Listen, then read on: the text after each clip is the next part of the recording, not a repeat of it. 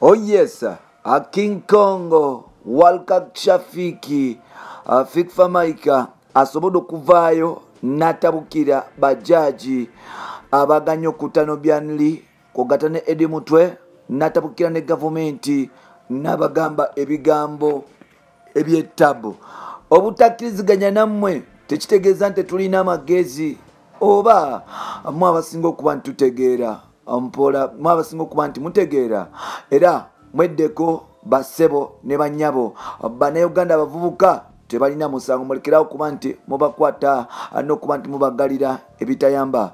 Tukwaniriza nateera ku mukutu gwaffe omuganzi ogumanyikiddwa nga Uganda Mukamuli amanya n'eddoboozi bamutantambi Jimso Rich Boy Maxudi Junior.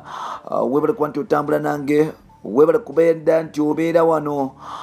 Yes, nogamba nti olina otambula nange ebbanga lyonna. Olunaku lwaleero munzikirize mbatuuseko omuyimbi ow'ettabo bamuyita Walukaga Shafiki yazaalibwa ennaku z'omwezi 10 omwezi gwa January 1996 nga wetwogerera omuvubuka ono alina emyaka 25 egy'obukulu. Omuvubuka ono bamuyita Fikfa Maika oba yes Fresh Boy oba King Kong.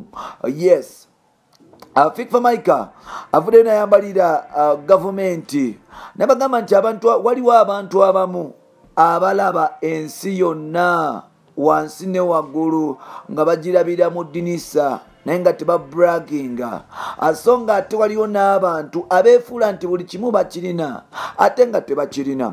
Fikfa Maika avaayo n'agamba nti okukwata abavubuka okubagalira kimenya amateeka kubanga abavubuka tebalina musango gwe bakola kuba nti oba oliawo bakola bye bakola kuba nti oba oliawo tebagagira gavumenti eriko si musango kubanga baleeta demokrasiya mu Uganda.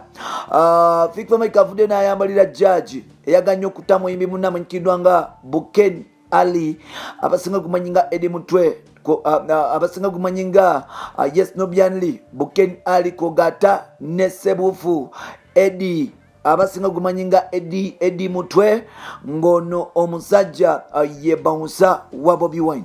Banano bakwatibwa ne batwalibwa mu mbuga z'amateeka nga kitegeeza okuba nti basangibwa n'ebikompola ebisokongolo by'emmundu ebisokongolo by'amasasi bina nga kitegeeza okuba nti oba oliawo balina ekikwati kyebamanyi ekigendererwa nga tebakuba nti kitegereka lwaki baaccessinga ebintu bino era nga bano basangibwa Makerere Kavule bantu 49 abalimu abakwatibwa. Now baloya babadde bagamba nti abantu bano okwatibwa bali badde beyimirira kubanga nekisooka batute mu kooti y'amagye nga tesiba namanje bantu ba bulijjo era nga bagamba nti bagawanira okweyimirira. Kooti yavudde negamba nti abantu bano tebagwanidde kweyimirira kubanga ebigendererwa byabwe ebyokubeera n'emundu tebabimanyi n'ekirala omusango bwe guti omunene tegulina right tegukkirizibwa muntu kuba nti yeyimirira era nga bano abantu 49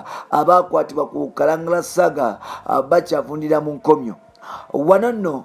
Kino nno tekyasanyiza muyimbi amanyikiddwa nga Fikfa Maika era nga Fiki yavuddeyo n'akuba emmeeza n'agamba nti mwe kama nimbaya mulekerawo kuba nti mulowooza nti tulina kuba nti tukkiriziganya nze nammwe oba abavubuka balina kuba nti bakkiriziganya byemukola.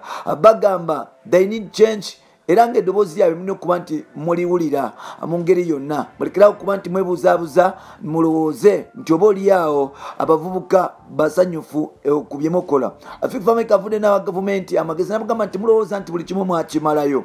Abavubuka mubatuuze mubabuuze biki bye baagala. Abavubuka tebalina mirimu, abavubuka batulugunyizibwa gye babeera eyo, abavubuka batwalibwanga abaddu mbo mu Uganda. So nolwekyo Fikfa Maika agamba nti ebyo ebyokusiba abavubuka nga bamalira mu makomera yes tekikola makulu. Era Fikfa Maika avudde n'agamba bajaji nti before okusiba bano byanli nga bemwagala obasiba lwaki temukutte bantu bawamba bavubuka ne bamubagalira mu malwaliro like ne mubagalira mu makomera nti bantu bangi oba oli abali mu gavumenti abalina obuyinza abagenda mu maaso n'okuba nti bawamba omuvubuka omuto wa Uganda.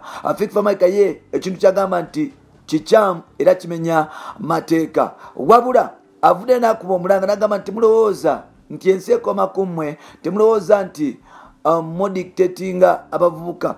Afrika Fameka avudde n'alabula gavumenti n'agamba nti abavubuka be mukwata tebali violent. Abavubuka bano be mukwata si bakozi ba fujjo nga be brandinga. Abavubuka bano balina eddoboozi libagala okutuusa wabula eddoboozi lyabwe muganya okuba nti oba oliawo mwagala okuba nti mudiwulira.